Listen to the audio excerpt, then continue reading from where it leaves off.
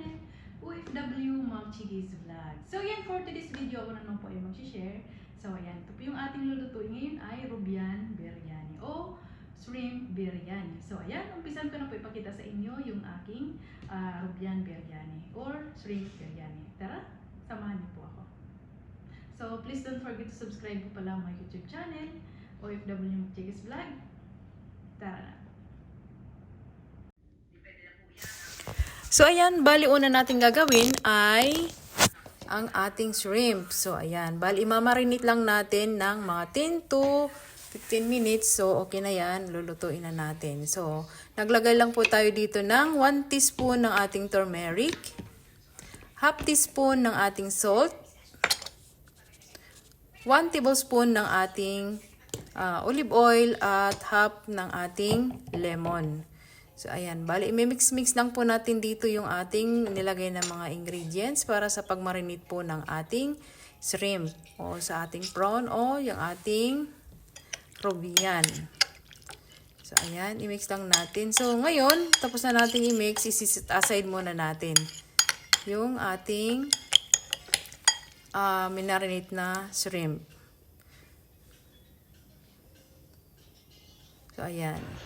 So, ngayon, maggagawa muna tayo ng biryani paste. So, mag-add lang po tayo dito ng 2 large size ng ating tomato at ang ating 2 chili, mint at ang ating coriander. So, may coriander po tayo dyan. So, kayo na lang po ang bahala magtansya. Pero medyo marami-rami po yung nilagay ko dito. So, ayan. So, ngayon ay i-blend lang po natin na mag-paste po siya.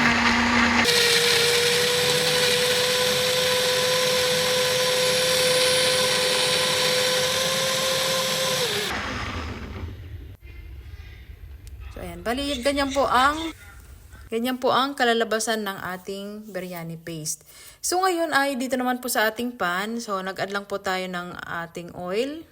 Mga 1/4 cup po yung ating oil na nilagay dito. So, ipapry lang po natin yung ating onion hanggang sa mag-light brown. Ayan. Nagla-light brown na po siya. At ngayon po ay tatanggalin muna natin dito sa ating pan na pinaglutuan ng ating onion. So, ayan. So, nagbawas lang po ako dito ng oil kasi sobrang dami po ng ating oil dito sa ating pan. So, continue lang po natin. Simpan po ang ating paglulutuan ng ating prawn o yung ating shrimp. So, i-fried lang po natin hanggang sa mag-change yung kulay niya o maluto na yung ating shrimp. So, ayan. Mag-change color po siya into orange. So, ayan. So, wag niyo pong i-overcook.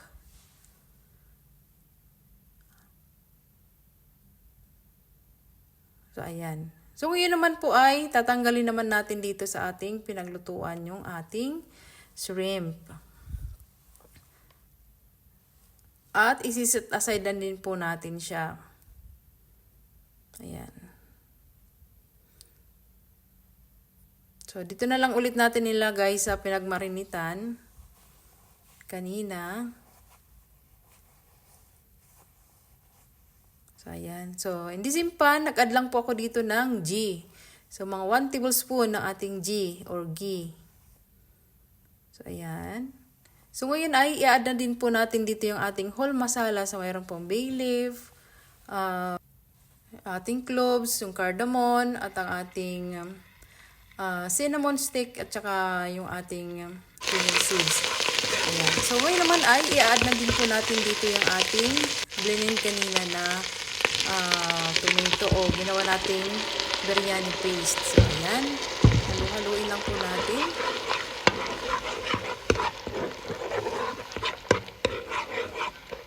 So, hayaan lang natin na mag-evaporate yung tubig niya. So, hindi naman sa lahat na, hindi naman yung mag-i-evaporate talaga. Yung medyo basa pa rin po siya. So, ngayon po ay mag-add po tayo ng salt. At mix-mix lang din po ulit.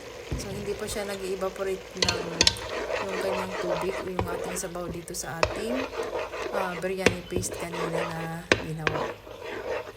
So, ngayon naman po ay mag-add na din po tayo dito ng fried onion. So, ito po yung pre-fried natin kanina. So, hindi po natin lalahatin ilalagay. So, magtira po kayo ng kahit kunti lang para sa pag-layered mamaya ng ating shrimp biryani.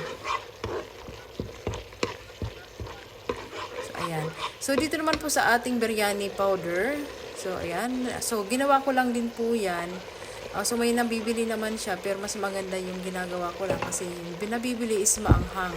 So, hindi po ako naglagay dito ng chili powder pag nagagawa po ko ng biryani powder o masala. So, dito sa biryani masala, may video po ako niyan. So, i-upload ko din po siya kung paano ko gawin yung ating biryani masala. So, ayan. Ngayon naman po ay na-add na din po natin dito yung ating shrimp. So, ayan. Halo-haloin lang ulit. Simmer lang natin ng mga 1 to 2 minutes hanggang sa medyo kumapit na po yung lasa o yung amoy ng ating biryani. Ayan. So, ayan. Ngayon naman po ay isit aside muna natin yung ating nilutong shrimp.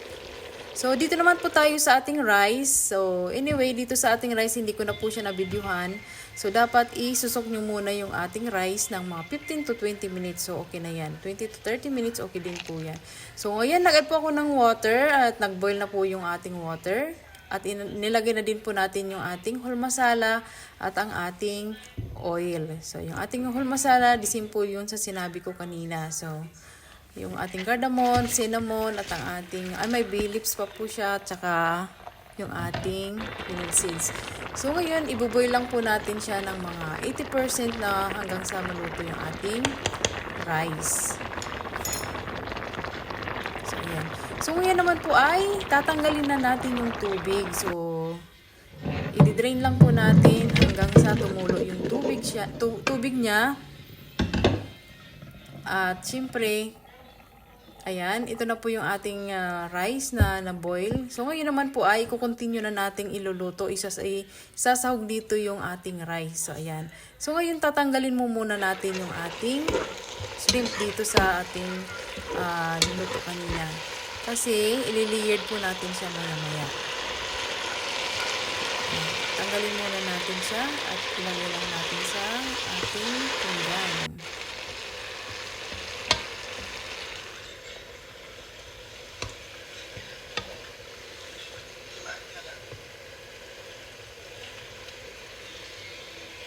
Ayan. So, ngayon naman po ay ilalagay na natin yung mga 1/4 ng ating rice or kalahati ng ating rice na niluto kanina. At imimix natin dito sa ating biryani paste na niluto din. So, ayan. So, ngayon ay hahalo-haluin muna natin siya para ma-coat yung paste dito sa ating rice. And dapat mahina na po dito yung inyong apoy o yung flame ng inyong kalan para hindi po siya masunog. So, ayan. So, ngayon naman po ay i-layer na natin dito yung ating shrimp na tinanggal kanina dito. So, i-layer natin yung shrimp tapos maglalagay na din po tayo dito ng onion at ng coriander leaves at ang ating mint leaves. So, ayan. Ito na yung onion.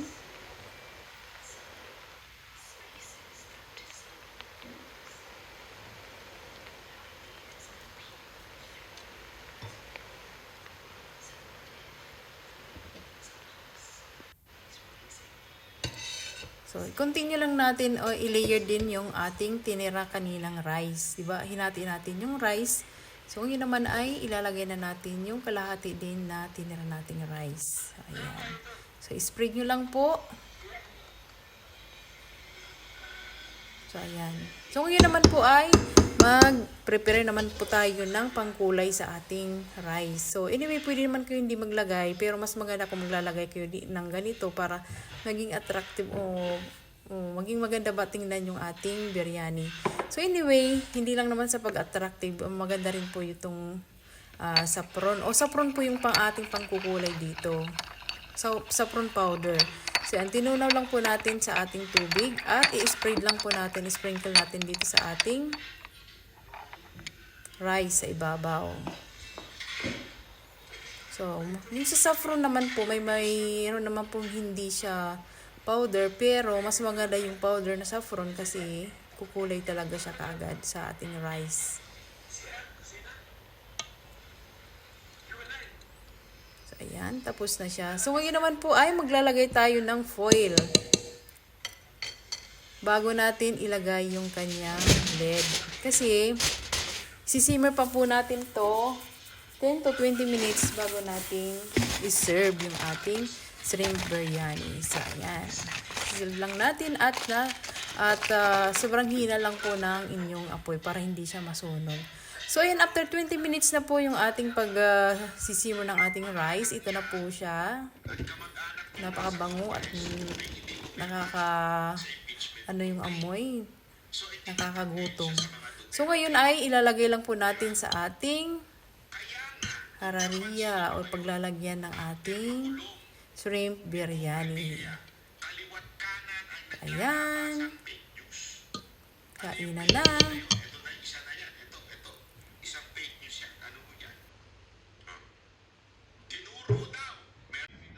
So, ayan. Ito na po yung ating Rubian biryani or yung ating shrimp biryani. So, ayan. Pag-isip na po natin at syempre kainan na po. Please don't forget to subscribe my YouTube channel.